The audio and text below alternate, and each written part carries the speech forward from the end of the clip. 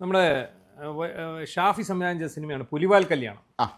ഈ പുലിവാൽ കല്യാണത്തിൽ ഏറ്റവും ശ്രദ്ധേയമായ ഒരു സീനുണ്ട്. ഈ കാറ് കഴുകുന്നതിന്റെ സൈഡിലിരുന്നിട്ട് നമ്മുടെ സലിം കുമാർ പത്രം വായിച്ചുകൊണ്ടിരിക്കുന്നത്. കൊച്ചൻ ഹനീഫ അവിടെ ഇരുന്ന് കാറ് കഴുകുമ്പോൾ ഇപ്പുറത്ത് വരും, പുള്ളിയുടെ ദേഹത്ത് വരും, ഇതെന്താ മാതൃഭൂമി വരെ അനഞ്ഞത് നോക്കും. അപ്പോൾ പുള്ളി ആവും ഞാൻ ഇവിടെ ഇരിക്കാൻ പാടില്ലായിരുന്നു എന്ന് പറഞ്ഞിട്ട് പുള്ളി അപ്പുറത്ത് പോയി. അപ്പോൾ എന്ന് പറഞ്ഞതുപോലെ നമ്മുടെ AK ശശീന്ദ്രൻ, മുൻ മന്ത്രി, വനം മന്ത്രി, പൂച്ചക്കുട്ടി എന്ന് പറഞ്ഞാൽ കുറച്ചുകൂടി ആളുകൾക്ക് മനസ്സിലാവും.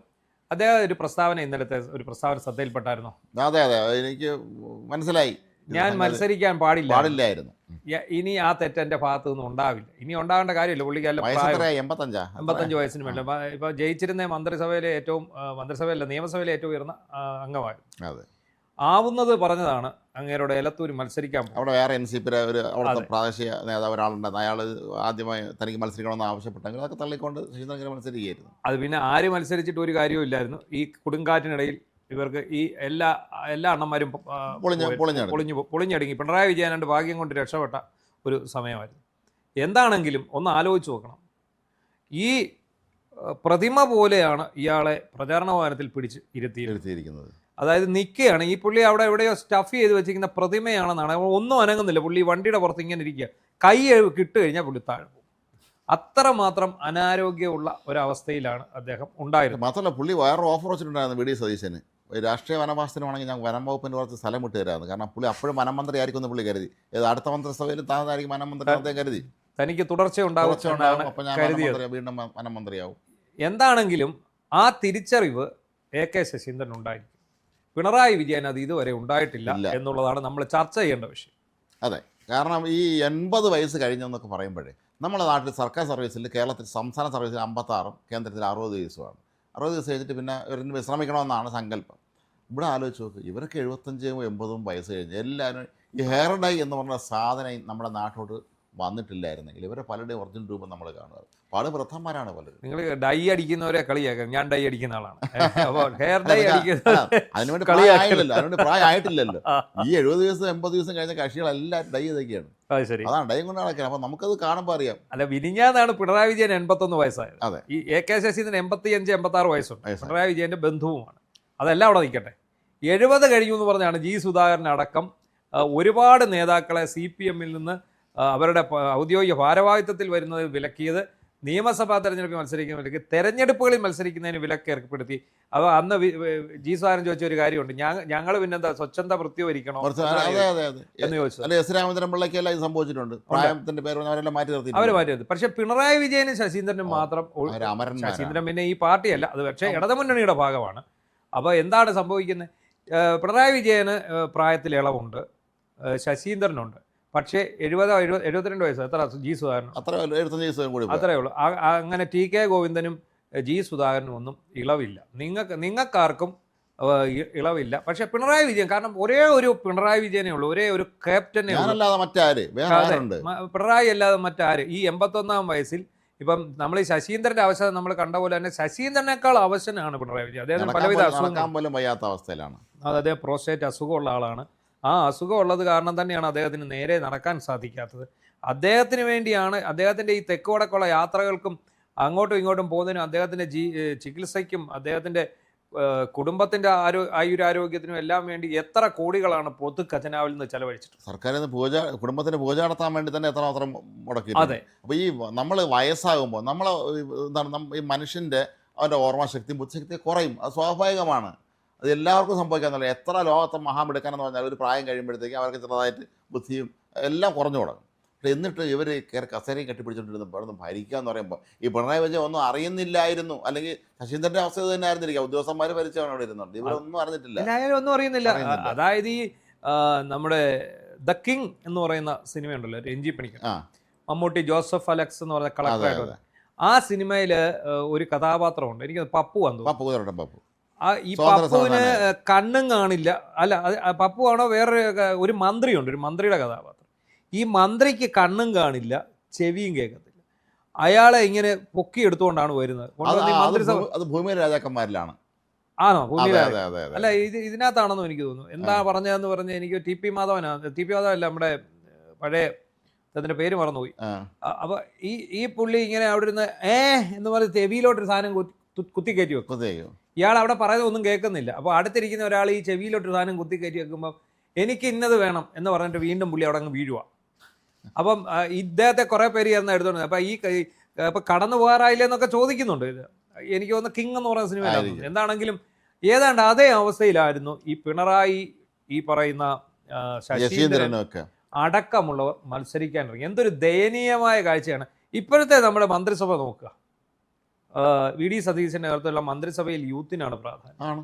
ഇതിനകത്ത് 70 വയസ്സ് കഴിഞ്ഞാൽ എത്ര പേരുണ്ട്? കുഞ്ഞാലിക്കുട്ടി അല്ലെങ്കിൽ ഈ രണ്ടുപേരല്ലേ, 2-3 പേരേ ഉള്ളൂ. അതായത് കുഞ്ഞാലിക്കുട്ടി, സണ്ണി ജോസഫും ഈ പറയുന്ന ഇപ്പൊ രമേശ് ചെന്നിത്തലയ്ക്കും 70 വയസ്സായിരുന്നു. എങ്കിൽ പോലും രമേശ് ചെന്നിത്തല ഇപ്പോഴും ഊർജ്ജസ്വലനാണ്. അദ്ദേഹത്തിന് നല്ല ഇതുണ്ട്. അദ്ദേഹം കൃത്യമായ ജീവിതശൈലി കാരണം നന്നായിട്ട് പോകുന്ന ആളാണ്. അപ്പോൾ ഈ പറയുന്ന ശശീന്ദ്രൻ തോറ്റ് തൊപ്പിയിടേണ്ടി വന്നു. അയാൾക്ക് തിരിച്ചറിവുണ്ടായി. മാത്രമല്ല ആദ്യം MLA 1980-ലാണ്. അതാണ് ആരോ ഒരാൾ ഈ സോഷ്യൽ മീഡിയയിൽ കുറിച്ചിരിക്കുന്നത്. 48 വർഷം മുമ്പ് ഇറങ്ങിയ മേള സിനിമയ്ക്ക് ഉള്ളിലെ ഒരു സീനിനകത്ത് എൻ്റെ പുറകിൽ AK ശശീന്ദ്രൻ ചർക്ക അടയാളത്തിൽ, അയാൾ കോൺഗ്രസ്സുകാരനാണ്, AK ശശീന്ദ്രനെ ചർക്ക അടയാളത്തിൽ വിജയിപ്പിക്കുക എന്ന് പറഞ്ഞൊരു ചുമരെഴുത്ത് കാണാവുന്നത്. അപ്പം ഇപ്പോഴും ഞങ്ങൾ നോക്കുമ്പോൾ ഞങ്ങളുടെ അവിടുത്തെ ചുമരെഴുത്ത് AK ശശീന്ദ്രനെ വിജയിപ്പിക്കുക എന്നുള്ള. ഇത്രയും വർഷമായി, 50 വർഷമാകുന്നതാണ്. ആ മേളയിൽ അഭിനയിച്ച ശ്രീനിവാസന് അല്ലെങ്കിൽ സംവിധാനം KG ജോർജ് എല്ലാവരും മരിച്ചുപോയി. മേള രഘു മരിച്ചുപോയി, ഒരുപാട് പേര് മരിച്ചുപോയി. അപ്പൊ ഇപ്പോഴും അമരനായി അദ്ദേഹം നിലനിൽക്കുകയാണ്. അതെ, അദ്ദേഹത്തിന്റെ ആ ചുവരെഴുത്ത് ഇപ്പോഴും നിൽക്കുകയാണ്. അപ്പൊ നോക്കണം, ഈ 2026 ഈ സിനിമ 1980-81 സിനിമയാണ്, ഇറങ്ങിയ സിനിമയാണ്. അപ്പൊ ഈ സിനിമ അന്ന് ഇപ്പൊ കാണുന്നവര് ഇന്നിപ്പോ അങ്ങാടി വരെ പോയിട്ട് വരുന്ന ഒരാളാണ് ഈ എലത്തൂർ മണ്ഡലത്തിൽ. അവർ നോക്കുമ്പോൾ അവിടെ ശശീന്ദ്രനായിരുന്നു. അവർ വീട്ടിൽ വന്നിരിക്കുമ്പോൾ TV ഈ സിനിമ ഓടുക എന്നായിരിക്കും. അവർ നോക്കും, ശശീന്ദ്രൻ. അപ്പോഴായിരിക്കും ഇത് അന്വേഷിക്കുന്നത് എത്ര വർഷം മുമ്പ് ഇറങ്ങിയ പടം. ആലോചിച്ച് നോക്ക്, അന്ന് ജനിച്ച ഒരു മനുഷ്യന് 46 വയസ്സാണ്.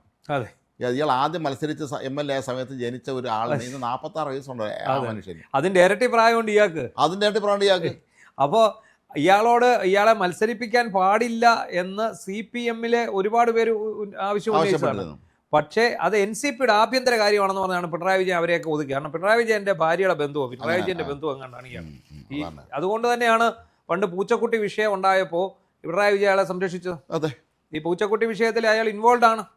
ആ വാർത്ത അവതരിപ്പിച്ചതിൽ, ആ വാർത്ത സംപ്രേഷണം ചെയ്തതിൽ വന്ന ഒരു പാളിച്ച മാത്രമാണ് അതിനകത്ത്. അത് കൃത്യമായിട്ട് അന്ന് ഈ ഞങ്ങൾ റിപ്പോർട്ടർ വിളിച്ചപ്പോൾ ഞങ്ങളുടെ റിപ്പോർട്ടറോട് ഇയാൾ മോശമായിട്ട് സംസാരിച്ചു എന്നുള്ള രീതിയിലായിരുന്നെങ്കിൽ ഇവിടെ ഒരു ചുക്കം സംഭവിക്കുകയല്ലായിരുന്നു. എന്നിട്ട് എന്താ സംഭവിച്ചത്? ഇയാളെ തിരിച്ചെടുത്തു, വീണ്ടും അയാളെ മന്ത്രിയാക്കി.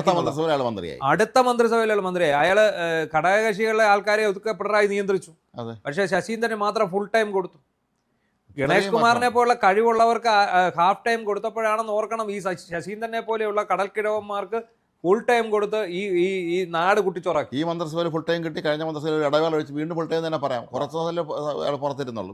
തിരിച്ചറിയല്ലോ. അതെ. അപ്പം എന്താണ് ഇവിടെ സംഭവിച്ചുകൊണ്ടിരിക്കുന്നത് വെച്ചാൽ, അപ്പൊ അയാൾ തിരിച്ചറിയുന്നു, ഞാൻ നിന്നത് മോശമായി പോയി. ഇവിടെയാണ് VM സുധീരനെ പോലുള്ള നേതാവിന്റെ പ്രസക്തി. അതെ, VM സുധീരൻ 2004 അന്ന് അദ്ദേഹം ആലപ്പുഴയിൽ പരാജയപ്പെട്ടെന്ന് പറയാൻ പറ്റില്ല. അദ്ദേഹത്തിന്റെ അവരൻ 8000 വോട്ട് പിടിച്ചപ്പോൾ അദ്ദേഹത്തിന്റെ 1000 ചില്ലറ വോട്ടാണ് അദ്ദേഹം 2000 വോട്ടാണ് പരാജയപ്പെട്ടത്. പിന്നെ അദ്ദേഹം പാർലമെന്റ് രംഗത്തേക്ക് ഇല്ല എന്ന് തീരുമാനിക്കുകയും അദ്ദേഹം ആ തീരുമാനത്തിൽ ഉറച്ചിരിക്കുകയും ചെയ്തു. സാധാരണ പലരും രാഷ്ട്രീയക്കാരെ പ്രഖ്യാപനം നോക്കാറില്ല, മൂന്നിൻ്റെ വേറെ തൊടുന്യായം പറഞ്ഞിട്ട് വീണ്ടും മത്സരിക്കും. സുധീരൻ 2004 ശേഷം എത്രയോ തെരഞ്ഞെടുപ്പുകളിവിടെ വന്നു. എന്നാൽ അദ്ദേഹത്തിന് സ്വകാര്യം ജയിക്കാമായിരുന്നു, അദ്ദേഹത്തിന് മന്ത്രിയാകാമായിരുന്നു, കേന്ദ്രമന്ത്രിയാകാമായിരുന്നു. അദ്ദേഹത്തെ മുഖ്യമന്ത്രി സ്ഥാനാർത്ഥിയായിക്കൊണ്ട് മത്സരിപ്പിക്കാന്നുള്ളതേ ഉള്ളൂ. അതിനുള്ള കഴിവും ഉണ്ട്, പിന്നെ അതിനുള്ള ആദർശവും എല്ലാ കാര്യം. കോൺഗ്രസ് പാർട്ടിയിലെ ഒരു നല്ല ഒരു പൊളിറ്റീഷ്യൻ. മാത്രമല്ല അന്ന് അദ്ദേഹം ഇനി മത്സരിക്കുന്നില്ല എന്ന് തീരുമാനിക്കും. അദ്ദേഹത്തിന് കൂടി 50 ചില്ലറ പ്രായം വരുമായിരിക്കും. അന്ന് നിർത്തി. 2004 ഇന്ന് 2020 22 വർഷമായി. 22 വർഷം കൊണ്ട് VM സുധീരൻ ഒരു പദവിയും വഹിക്കുന്നില്ല. ഔദ്യോഗിക പദവിയും KPC പ്രസിഡന്റ് ആണെന്നുള്ള ഒഴിച്ചാൽ വേറെ ഔദ്യോഗികമായ ഒരു പദവിയും വഹിക്കുന്നില്ല. അപ്പോൾ അതൊരു അങ്ങനെയൊക്കെയുള്ള ഒരു മനസ്സ് വേണം. പിന്നെ ഇപ്പോൾ ബാബു കഴിഞ്ഞ ബാബു ഞാൻ മത്സരിക്കുന്നില്ല എന്ന് പറഞ്ഞു. കാരണം എനിക്ക് ആരോഗ്യമൊന്നും ശരിയല്ല, മതി, ഇത്രയും മാത്രം മത്സരിച്ച് ഞാൻ മത്സരിക്കുന്നത്, വേറെ ഇങ്ങനെ മത്സരിക്കട്ടെ എന്ന് പറഞ്ഞു. അല്ല, അതങ്ങനെ ആയിരിക്കണം. അതെപ്പോഴും അങ്ങനെ നമ്മൾ പലപ്പോഴും പറയാറുള്ളൊരു കാര്യമാണ്. 1970 അന്ന് AK ആന്റണിയും പിന്നെ ഉമ്മൻചാണ്ടിയും കൊട്ടറ ബാലകൃഷ്ണനും പിന്നെ സിറേഖ് ജോണും എല്ലാം ചെറുപ്പക്കാരായിരുന്നു. ആദ്യമായിട്ട് നിയമസഭയിൽ അന്ന് ചെറുപ്പക്കാർ MLA ആവില്ല, വയസ്സന്മാരേ ആവുള്ളൂ സാധാരണ രീതിയിൽ. പക്ഷെ അവരൊക്കെ വരികയും നമ്മുടെ നാടിലെ ഒരുപാട് കാര്യങ്ങൾ വലിയ തോതിൽ മാറ്റം വരുത്താൻ ഇവർക്ക് കഴിയും. കൊട്ടറ ബാലകൃഷ്ണൻ മാത്രമല്ല, പിന്നെ അദ്ദേഹം അങ്ങ് രാഷ്ട്രീയത്തിൽ അപ്രശസ്തനായി പോയത്. ബാക്കിവരെല്ലാവരും വലിയ നേതാക്കന്മാരായി. അപ്പോൾ അതുപോലെ പണ്ട് ആർ ബാലകൃഷ്ണപിള്ളയൊക്കെ ചെറുപ്പത്തിൽ ഇതുപോലെ MLA-മാരായവരാണ്. അപ്പോൾ അങ്ങനെ അവർക്ക് ഒരുപാട് കാര്യങ്ങൾ ചെയ്യാൻ കഴിഞ്ഞു, വളരാൻ കഴിഞ്ഞു. പക്ഷെ എന്ന് വെച്ചൊരു പരിധി കണ്ട് ഇതിനൊക്കെ എല്ലാത്തിനും അല്ല അതാണ് അതായത് കസേരയിൽ ഇരുന്ന് മരിക്കണം എന്ന ആഗ്രഹത്തോടെയാണ് പിണറായി വിജയനും ശശീന്ദ്രനും ഒക്കെ നടന്നിരുന്നത്. ആ ആഗ്രഹം എന്തായാലും പിണറായി വിജയൻ ഏതായാലും പ്രതിപക്ഷ നേതാവിന്റെ കസേരയിലും കിട്ടി. പക്ഷെ അവിടുന്ന് ഇറങ്ങി പോകണം എന്ന് സ്വന്തം പാർട്ടിക്കാർ ഊഴവിട്ട് പറയും. ഇന്നും പറഞ്ഞിട്ടുണ്ട്. ഇന്നലെയും നടന്ന യോഗങ്ങളിൽ എവിടൊക്കെ കമ്മിറ്റികൾ നടക്കുന്നുണ്ടോ അവിടെ എല്ലായിടത്തും പിണറായി വിജയൻ ഈ കസേരയിൽ നിന്ന് ഇറങ്ങണം, അയാൾ MLA സ്ഥാനം രാജിവെക്കണമെന്നാണ് പാർട്ടിക്കാരുടെ ആവശ്യം. വേറെ ഒന്നുമല്ല, ഇയാൾ MLA സ്ഥാനം രാജിവെച്ചാലേ പാർട്ടി ഗുണം വീട്ടുകാർ അംഗീകരിക്കില്ലല്ലോ. അതുപോലെ ഏറ്റവും കൂടുതൽ ഈ ഇതിനകത്ത് വരുന്ന വിമർശകർ ഒന്ന് ശൈലജയെ ഒതുക്കി എന്നുള്ള ഒരു വിമർശനം എല്ലാ ഒരു പരമസത്യമല്ലേ, അതിൽ നിഷേധിക്കാനൊന്നും ഇല്ലല്ലോ, അതൊക്കെ യാഥാർത്ഥ്യമല്ലേ. അപ്പോൾ ഈ വൃദ്ധന്മാരെ സത്യം പറഞ്ഞാൽ നമ്മുടെ നാട്ടിൽ ഈ ന്യൂജൻ പുതിയ തലമുറ വളർന്നു വരുന്നുണ്ട്. അവരെ ആകർഷിക്കാൻ വേണ്ടി നമ്മുടെ നാട്ടിൽ രാഷ്ട്രീയ പാർട്ടികൾ എന്തെങ്കിലും ചെയ്തില്ലെങ്കിൽ അവർ ഈ പാർട്ടിയുടെ പിന്നാലെ പോകും. അതെ, ഇതുപോലുള്ള പ്രശ്നങ്ങൾ ഇന്നും ഉണ്ടാവും, അവർ ഇതിന് പിന്നാലെ അങ്ങ് പോകും. കാരണം ഈ വയസ്സന്മാരൊക്കെ ഇപ്പോൾ എന്ത് ചെയ്യണമെന്ന് പറഞ്ഞിട്ടുണ്ട്. ഇപ്പോഴും ഇവർ ജീവിക്കുന്ന 1960-കളിലും 70-കളിലും ഒക്കെ അതാണ് പുതിയ പ്രചാരണ രീതിയെക്കുറിച്ച് ഇവർക്ക് എന്തായാലും മൊബൈൽ ഫോൺ അതിൻ്റെ കൊണ്ട് കൊടുത്താൽ ഇത് എന്ത് ചെയ്യണമെന്നുള്ള കാര്യം ഇവർക്ക് അറിയില്ല. അതുപോലും അറിയാൻ പാടില്ലാത്ത ഈ വൃദ്ധ സമൂഹം ഉണ്ടല്ലോ, ഇവർ നമ്മുടെ നാട്ടിൽ എന്താണ് ചെയ്യാൻ പോകുന്നത്. ഇനി ഇവരെ സംബന്ധിച്ചിടത്തോളം ഇവരുടെയൊക്കെ ഒരു പ്രശ്നം ജീവിത സായാഹ്നത്തിൽ എത്തുമ്പോൾ പരമാവധി മക്കൾക്കും കൊച്ചുമക്കൾക്കും വേണ്ടി എല്ലാം നേടിക്കൊടുക്കുക എന്നുള്ള ഒരു ജോലിയും കൂടെ ചിലർ ഏറ്റെടുക്കും. പിന്നെ ആ വൃത്തികേടായ ടൈമിന് അവസാനം പൊതുരംഗത്തുനിന്ന് ഇറങ്ങി പോകുന്നത് പലരും. എന്തായാലും ശശീന്ദ്രനെ നേരം വെളുത്തു. പിണറായി വിജയനെ ഒരുപാട് ആൾക്കാർ കൂവി വെളുപ്പിക്കാൻ നോക്കുന്നുണ്ട്. നേരം വെളുത്തു എന്ന് അറിയിക്കാൻ വേണ്ടി ഒത്തിരി ആൾക്കാർ കൂവുന്നുണ്ട്. അതായത് അയാളുടെ പാർട്ടിയുടെ എല്ലാ മേഖലകളിൽ നിന്നുള്ള ആൾക്കാർ കൂവുന്നുണ്ട്. ഇയാൾ ഈ കസേരയിൽ നിന്ന് ഇറങ്ങിപ്പോണം, ഇയാൾ ഈ പാർട്ടിയെ നശിപ്പിക്കരുതെന്നാണ് അവരുടെ ആവശ്യം. പക്ഷെ പിണറായി വിജയന് നേരം വെളുത്തിട്ടില്ല. ഇവർക്ക് നേരം വെളുത്തു, പിണറായി വിജയന് നേരം വെളുത്തിട്ടില്ല. പിണറായി വിജയന് നേരം വെളുക്കുകയില്ല. അയാൾക്ക് കാരണം അധികാരത്തിന്റെ ലഹരിയിൽ മത്തു പിടിച്ചു പോയ ഒരാളാണ്. ആ അധികാരം ഇനിയും പുള്ളി ഇവിടെ നിൽക്കുന്നത് എന്തിനാണെന്നോ ഈ പ്രതിപക്ഷ കസേരയിരിക്കും.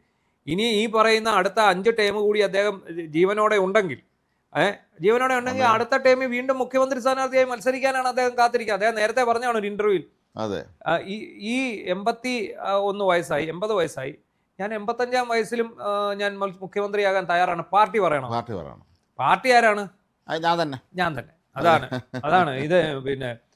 പിന്നെ ഒരു സിനിമയിൽ ഉണ്ടല്ലോ, നമ്മുടെ ലോഹിതദാസിന്റെ ഒരു പടത്തിൽ പറയുന്നുണ്ട്, 1 പറഞ്ഞ് 2 പറഞ്ഞ് ഞാൻ മുണ്ടുപൊക്കി കാണിക്കുന്നു, 1 പറഞ്ഞ് 2 പറഞ്ഞാൽ ഉടൻ മുണ്ടുപൊക്കി കാണിക്കും മോനെ എന്ന് കുഞ്ചാക്കോ ബോബനോട് പറയുന്നത്. കസ്തൂരി മാനസൻ കൊളപ്പുള്ളി ലീലയാണ്. അപ്പൊ കുഞ്ചാക്കോ ബോബൻ ചോദിക്കും, ആര്? ഞാൻ തന്നെ എന്ന് പറഞ്ഞതുപോലെയാണ് പിണറായി വിജയൻ പറയുന്നത്. പാർട്ടി പറഞ്ഞാൽ ഞാൻ മത്സരിക്കും 85 വയസ്സിന് ശേഷം. അപ്പം ആരാണ് ഈ പാർട്ടി? അത് ഞാൻ തന്നെ. അത് സർക്കാർ ചിലവിൽ ജീവിച്ച് വീട്ടുകാർക്കൊക്കെ അതിൻ്റെ സുഖം വല്ലാതെ അങ്ങോട്ട് അനുഭവിച്ചു. അവർക്ക് മാറാൻ പറ്റില്ല.